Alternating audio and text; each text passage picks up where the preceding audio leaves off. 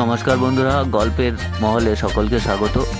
প্রিয় বন্ধুরা, এই গল্পের আসরে আপনারা নিয়মিত বিভিন্ন বিশিষ্ট লেখকের হাস্যরসাত্মক এবং রহস্যজনক ও অন্যান্য গল্প শুনতে পাবেন। সেই সঙ্গে থাকবে বিভিন্ন মোটিভেশনাল গল্প। তাই এই রঙিন পৃথিবীর রঙিন গল্পের রূপ রস আস্বাদন করুন, উপভোগ করুন, সঙ্গে থাকুন। প্রিয় বন্ধুরা, আজ আমরা ঈশপের একটি ভারী সুন্দর গল্প শুনব।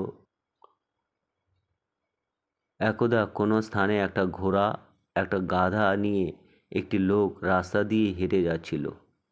গাধার পিঠে ছিল মস্ত দুটো ভারী বোঝা। সে আর বইতে পারছিল না। সে তখন ঘোড়াকে বলল, ভাই, আমি যে আর পারছি না, আমাকে বাঁচাতে চাও তো এ বোঝার কিছুটা তুমি নিজের পিঠে নিয়ে নাও। কিন্তু ঘোড়া এ প্রস্তাবে রাজি হলো না।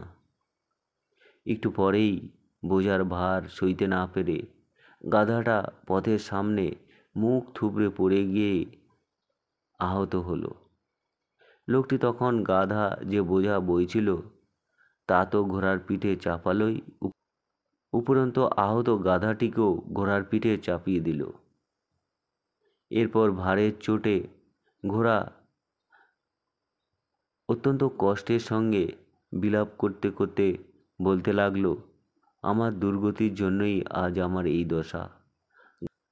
গাধার বোঝার খানিকটা যদি আমি বইতে রাজি হতাম, তাহলে এখন আমার পুরো বোঝা, এমনকি গাধাকেও আমার আর বইতে হতো না।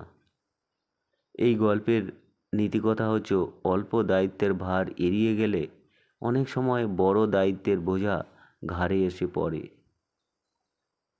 তো বন্ধুরা, এই ছিল ঈশপের ভারী সুন্দর গল্প পাঠ আপনাদের কীরকম লাগলো অবশ্যই জানাবেন। ভালো লাগলে চ্যানেলটির সঙ্গে থাকবেন, সাবস্ক্রাইব করবেন।